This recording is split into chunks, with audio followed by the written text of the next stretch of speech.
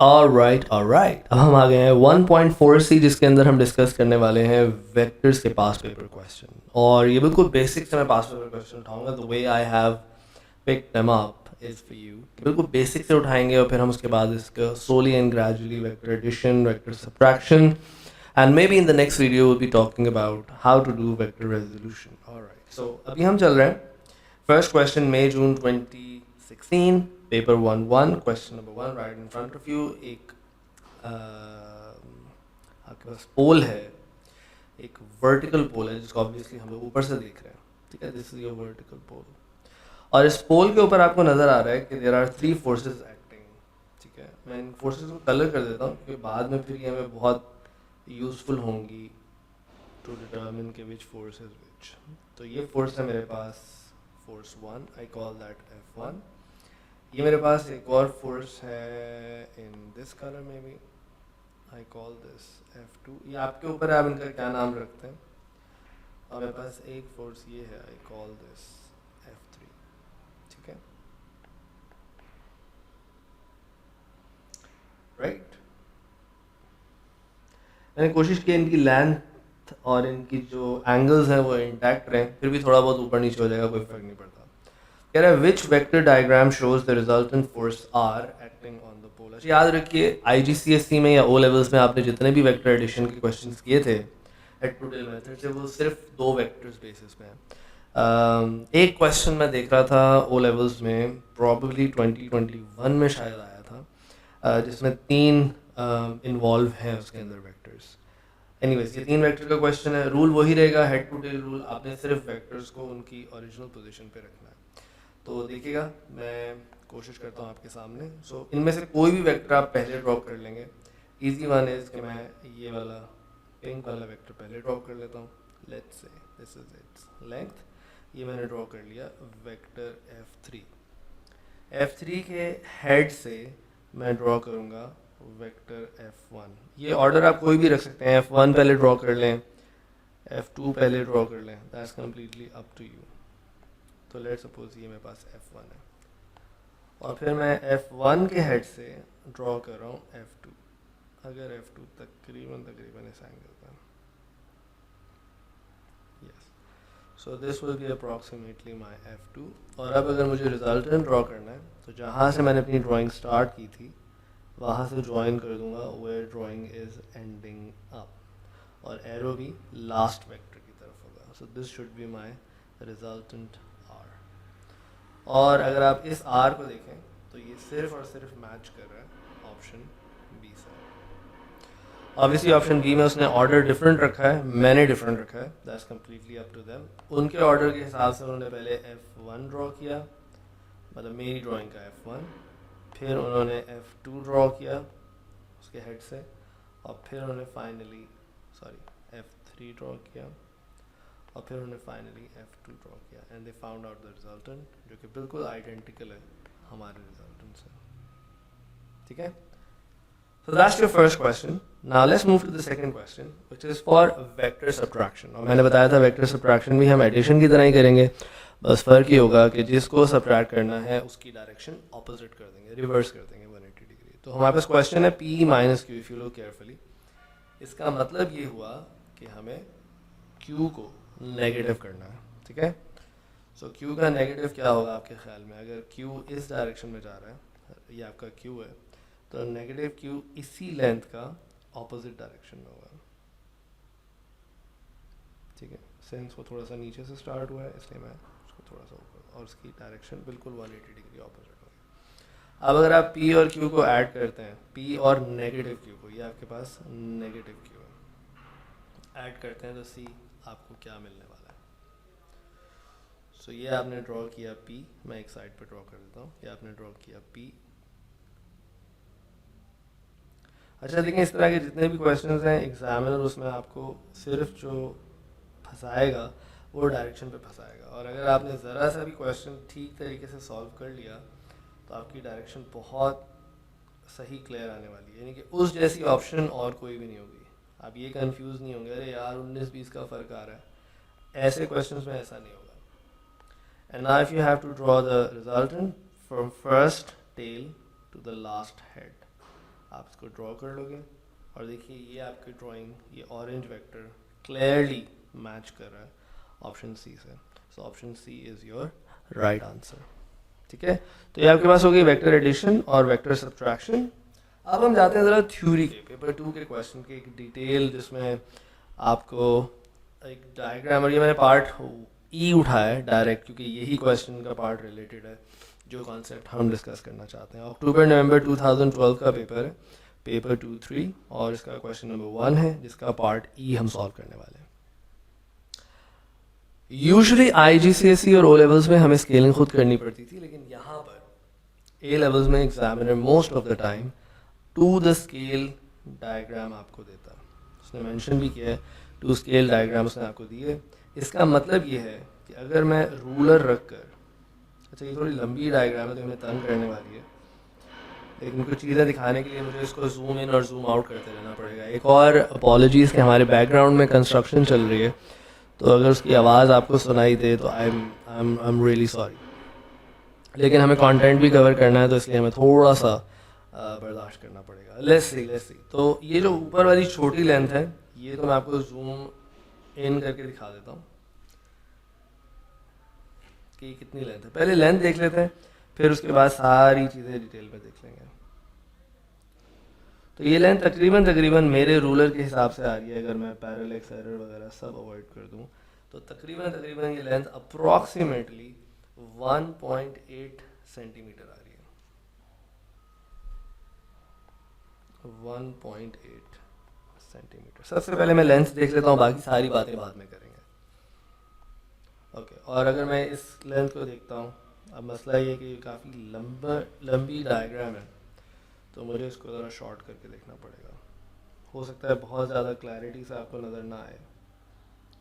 सो अगर मैं इसको बहुत ज़ीरो से स्टार्ट करता हूँ, थोड़ा सा इसको एडजस्ट भी करें, तो दिस इज़ अप्रॉक्सीमेटली 12.5 की लेंथ आ रही है। तो थोड़ा सा ऊपर नीचे नज़र आ रहा होगा, बट समझने के लिए हमें इसको 12.5, मैं कलर चेंज कर देता हूँ सो दैट फिर हम उसको उसी कलर से करें। So that is 12.5 centimetre.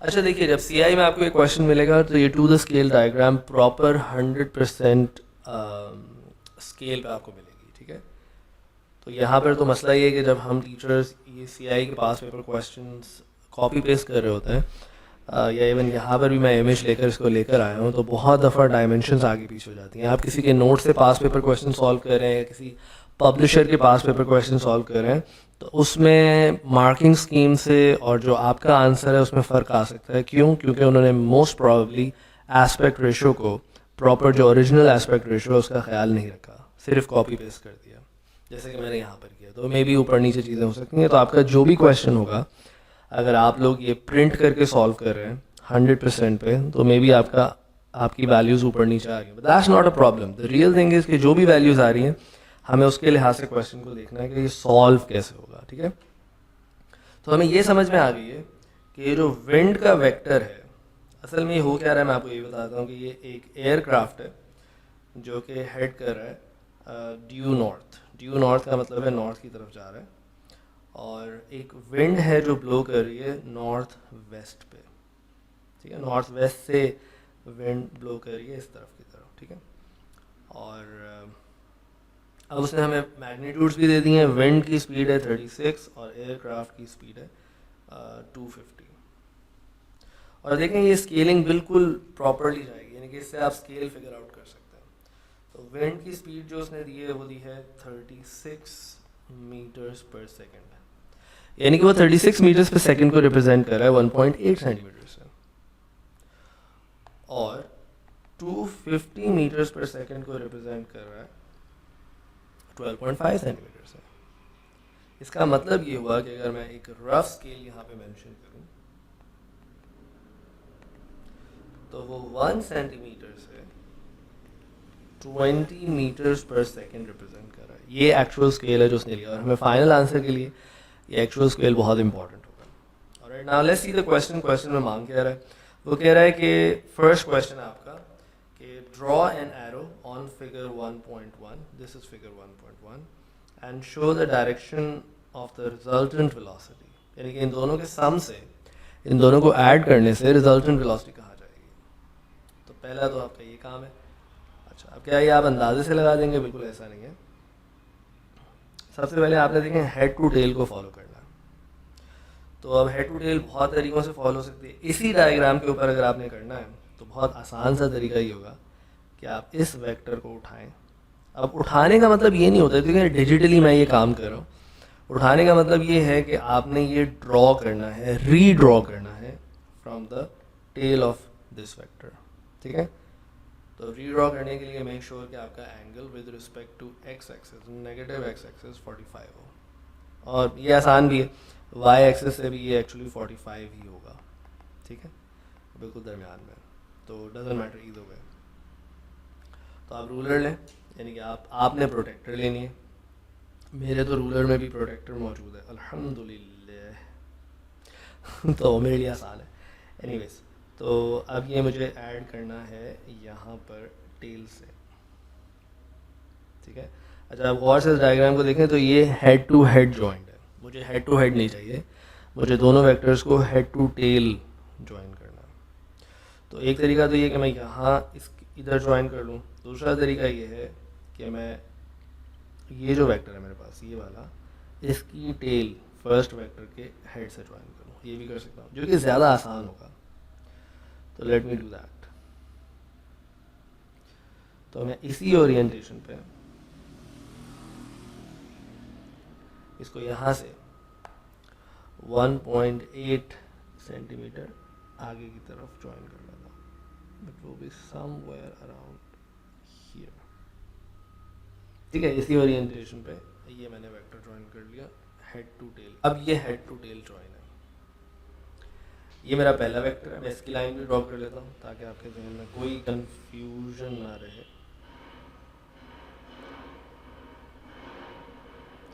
काफ़ी लंबी ड्राइंग है ये, तो इसलिए हमें तंग करेगी बार बार। ओके, और यहाँ से ये मैंने देखें इसको ड्रॉ कर लिया ताकि आपको कलर्स से रिप्रेजेंटेशन प्रॉपर्ली आ जाए। तो ये मेरा ये वेक्टर ड्रॉ हो गया 250 मीटर्स पर सेकेंड, जो कि लेंथ वाइज है 12.5 सेंटीमीटर। मैं यहाँ से इसको मिटा देता हूँ। और ये मेरा दूसरा वेक्टर ड्रॉ हो गया which is 36 meters per second, जो कि लेंथ में है 1.8 centimetre. And all I need to do now is draw my resultant vector. और रिजल्टेंट के लिए मैं ज़रा पिंक कलर ले लेता हूँ। पिंक कलर वैसे ही अच्छा कलर होता है यार। तो join the tail of the first vector. अब ये कुछ डिजिटल के मसले मसाइल हैं, ये अपनी जगह चलते रहेंगे। इसलिए कभी कभी ऐसा लगता है और ऐसा होता भी है कि paper is much much more better way, but क्या करें हम, पेपर पे वीडियो रिकॉर्ड करना एक अलग मसला है। तो एनीवेज, कहीं ना कहीं काम तो चलाना पड़ेगा। कोशिश करते हैं, लेकिन हमारे हाथ में है कोशिश।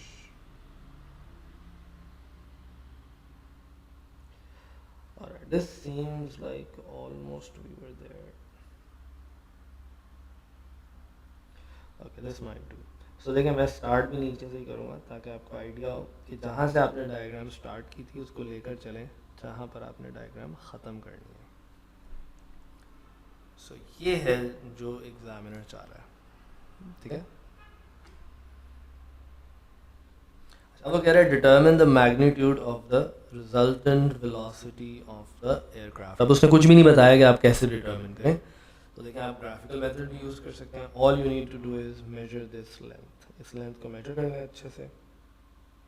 तो ये लेंथ आ रही है आपके पास अप्रॉक्सीमेटली, अगर मैं गौर से देखूँ तो ये आ रही है 11.3 सेंटीमीटर। अगर ये मैंने सही ड्रॉ की है तो ये आ रही है 11.3 centimetre. Now since every centimeter, और से देखिएगा आपका जो स्केलिंग थी, every centimeter was 20 meter per second, so we can say that 11.3 centimeter times 20 would give me my answer. Calculator calculator use कर लेते हैं. 11.3 times 20 and the answer should be 226. 226 meters per second. अच्छा, since उसने सिर्फ और सिर्फ magnitude मांगा है, इसलिए हमें डायरेक्शन देने की कोई ज़रूरत नहीं है. Answer will be 226 meters per second. ठीक है, तो ये हो गया आपका क्वेश्चन. और इस तरह के बहुत सारे क्वेश्चन आपको ग्राफिकल मेथड से सॉल्व करने के लिए वेक्टर एडिशन के मिल सकते हैं. दे आर वेरी सिंपल, कोई इसमें मसला मुश्किल नहीं है. आपने सिर्फ वेक्टर एडिशन जो आपने ओ लेवल्स IGCSE में पढ़ी है उसी को अप्लाई करना है. सिर्फ और सिर्फ ख्याल ये रखना है कि आपको अब डायग्राम टू द स्केल मिलेगी तो आपने स्केल फिगर आउट खुद से करना है. ठीक है, पहले आप स्केल बनाते थे खुद से, अब आपने सिर्फ उसको फिगर आउट करना है कि एग्जामिनर ने आपको क्या दिया. That's pretty much it and that's the end of this video. Next video में मिलते हैं with vector resolution past paper questions और फिर बेस से उठाएंगे और उसको आगे लेकर चलेंगे. See you in the next video. Till then take care. Allah हाफिज़.